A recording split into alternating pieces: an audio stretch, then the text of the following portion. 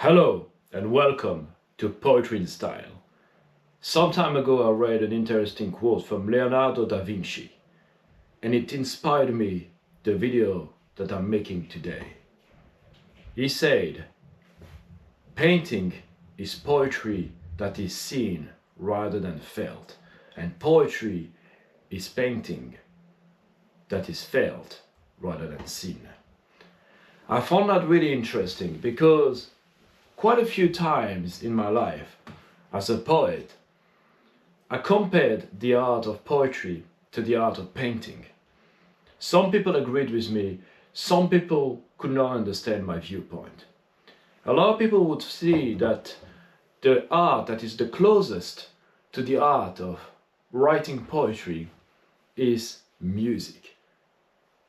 Of course, there's a lot of musicality in the art of poetry, but in my opinion, painting is much closer to the art of poetry than music.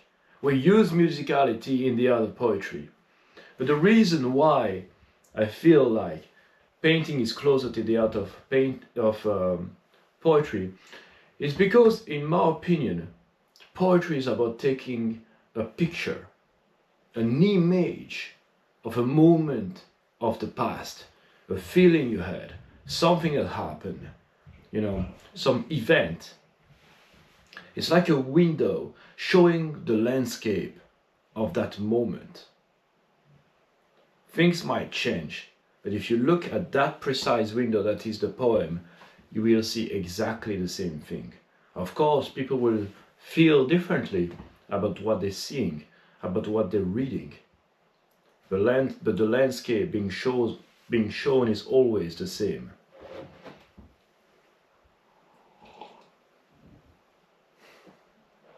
And the same thing can be said when it comes to painting. When you look at a painting, I'm going to show you an example. This is a painting made by my mother. You see that painting? You see obviously these trees with the beautiful colors of autumn. And if you put it on the wall, it looks exactly like a window. You look outside. You might be inside, it might be summer, it might be winter, it might be spring, or it might be autumn. But you will always see the same landscape. It's a window showing a moment frozen in time. And poetry does exactly the same thing. You read a poem about a love story that you wrote when you were 20 years old. You might not feel in love anymore, but the poem still carries your feeling. They carry what you feel, You might also look at another picture, the art of putting color on a surface. You see that one? Not so long ago, I did a trip, a beautiful trip, one of the most beautiful travels of my life. I traveled to Costa Rica. And there is a town in Costa Rica called Sachi, not far from San Jose, which is the capital city of the country. Sachi is the capital city of craftsmanship. But the reason why I traveled to Sachi was because they have the biggest ox cart in the world. And the art of ox cart painting is intangible UNESCO heritage in Costa Rica.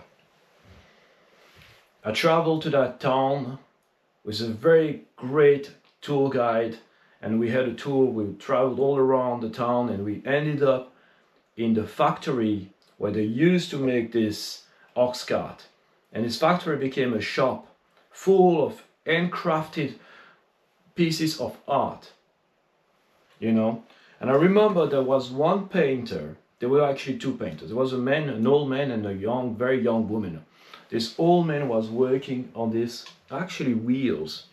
Those are supposed to represent the wheels. They are painting those wheels like that with these different patterns of colors. And the young woman was painting coffee cups. And the funny thing, the thing that I found incredible is how they were applying themselves to the craft. All of this is handcrafted. And at the end of my trip to San Jose, I had to go back to that town to buy this, you know.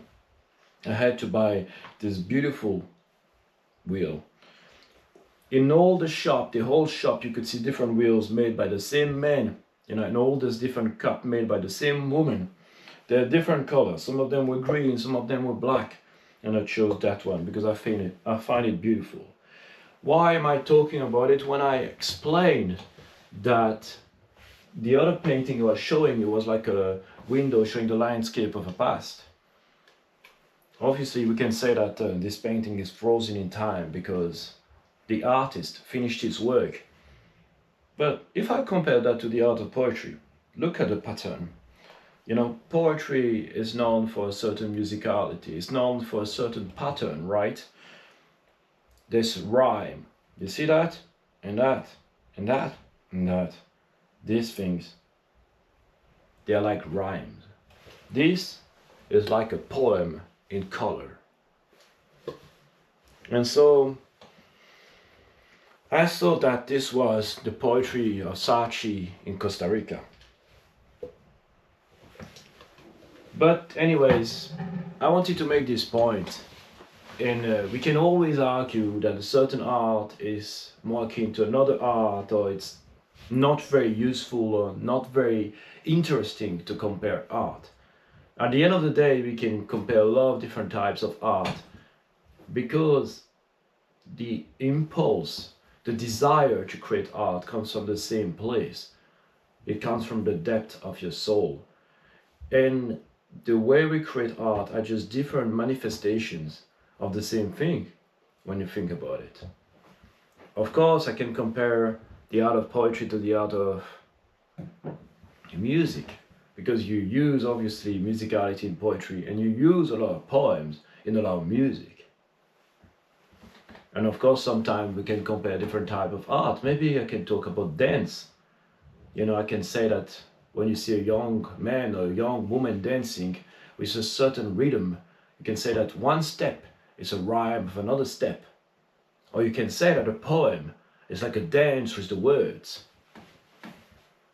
And it's interesting because I started this video with this desire of making a point, of showing you, oh, in my opinion, the art of painting and the art of poetry were very similar. We can also talk about the art of taking pictures, you know, but at the end of the day, what makes an artist, what makes, you know, art is also a way of looking at life.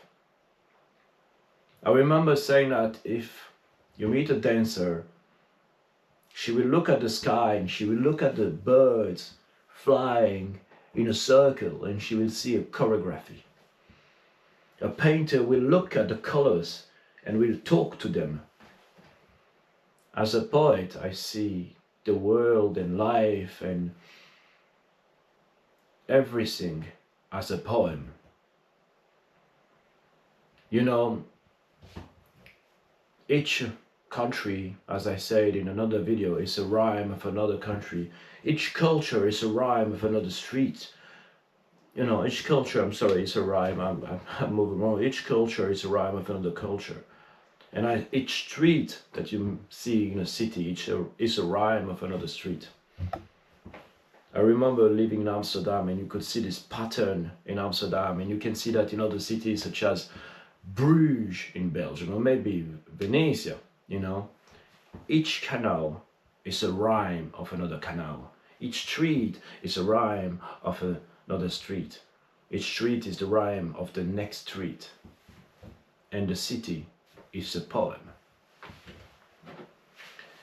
You know, what I would find interesting, if you have to put a comment down below, is to tell me what kind of art inspire you. What, you know, it doesn't matter what kind of art in your opinion is more akin to poetry, and how do you see poetry in another type of art, or how do you not see poetry, you know. But what I mean, the point I'm trying to make right now is that art is everywhere,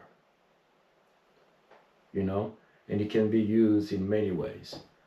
And right now I've made a point why poetry is everywhere.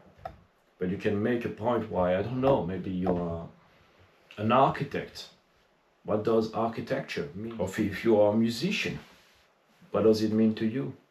If you're a writer, novel writer, can you use poetry in your writing? Anyways, that's I just wanted to start a discussion with that, and I hope you enjoyed the video. And meantime, have a good day.